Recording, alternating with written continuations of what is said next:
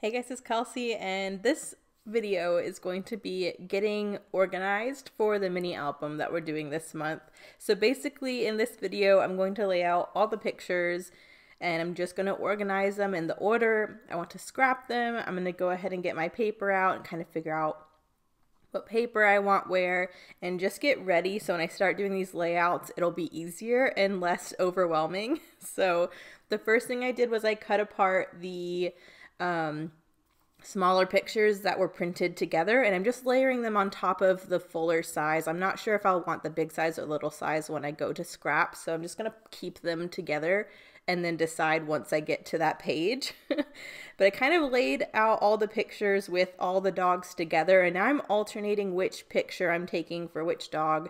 Like I mentioned in the first video, I kind of want the dogs to be alternating throughout the book so that they're not a bunch of the same dog all together. So I'm pretty much grabbing a picture of Boo, Sue, Kevin, Boo, Sue, Kevin, Boo, Sue, Kevin. And I'm just trying to alternate kind of the location in the backyard where we shot the picture and the pose so that there's not too many that are similar right next to each other.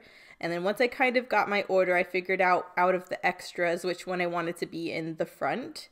And now I'm just going to go through and load all of these pages with the photos in the order I've decided so you can kind of see how I decided to space them out.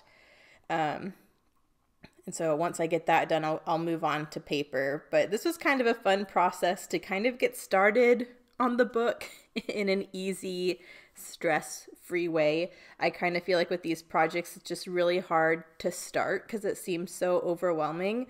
And doing little tasks like this just to build up to when you start the pages really help.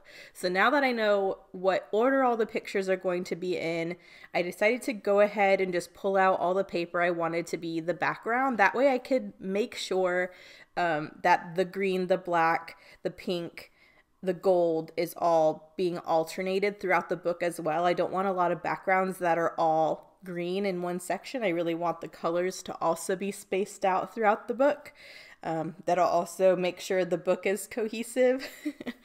Although I'm using the same paper pad, so it'll look cohesive anyways, but you can kind of see I'm just going through and picking out my favorite papers and I'm alternating the colors. So I thought I was going to have 20 pages, but then a couple of the pictures I decided were just too similar to other pictures. So I think I'm down to like 18 pages instead, which I'm fine with.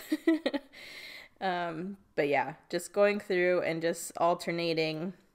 Now that I've picked out all my favorites in the number of pages I need, I'm going to go through and start figuring out the order they're going to go in.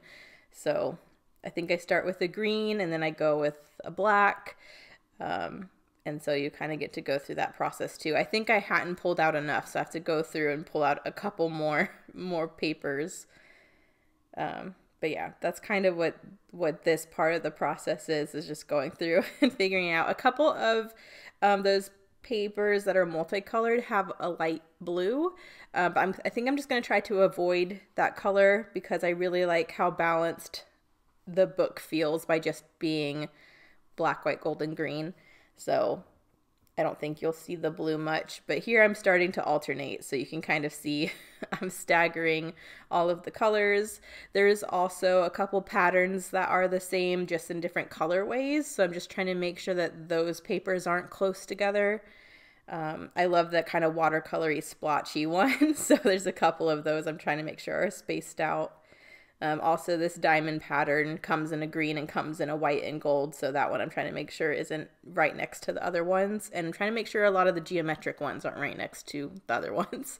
So now that I have all the papers in order where they're staggered nicely to my eye, I'm going to go ahead and just trim them into 8x8s and slide them in with the photos, just so as I'm working through this album, my background is already decided and I can kind of go through my scraps and my the rest of the book to figure out what I want to do. But this is really nice too because I'm already creating scraps of all of these papers. So as I'm working through the 8x8s, I can kind of already choose from a massive pile of scraps and not feel like I need to cut into another 12x12. Although I kind of relieved myself of that stress that with this project, because I bought that 12 by 12 specifically for this project, and I'm not trying to hoard or be frugal or save. It's all to use for this project, so I don't have to feel like if I want a paper and it's a 12 by 12, I can't cut it. I can. So that's the goal. But I love all of these papers. I love how like natural, and I don't know, I just really like them all together. I also have the P13 MIDI creative pad. That's basically a whole booklet of leafy cut aparts. So I was thinking if I needed some like die cuts or something, I could cut through that and have that going throughout this book as well, as long as the green kind of matched. And I forgot to show that in the first video, so I wanted to mention it at some point, but I'm not sure if I'm committing to doing that or not, because that's a lot of fussy cutting. I don't know if my hands can handle it, cutting apart that whole booklet, but it's there if I need it. I'm also, as I am loading all of these papers, I'm pulling out that black filler paper. That way I have all of this black that I can also use. I don't know if I'm going to mat all my photos in the black or if I'm going to use it at all, but I just wanted it out and ready to go. That way, as I'm going through these pages, it's just ready and I don't have to worry about this later. But hopefully this process can kind of see how I like to go about mini albums, and how I break it up to kind of make it more manageable. So there we go. And I have this whole pile of scraps I'm flipping through just to make sure all the colors look good together. And we're ready to go now. So before I move on to my first page, I decided just to go ahead and cut apart one of the cut apart papers, just so these are also ready to go. I feel like when I start a collection, this really helps. Again, just a small task I can do before jumping into a page that helps get me ready for creating. And then it makes the process of creating easier when I just already have the cut aparts ready to go. Because sometimes if I leave it in the sheet, I hem and haw about if I want to cut it out or not.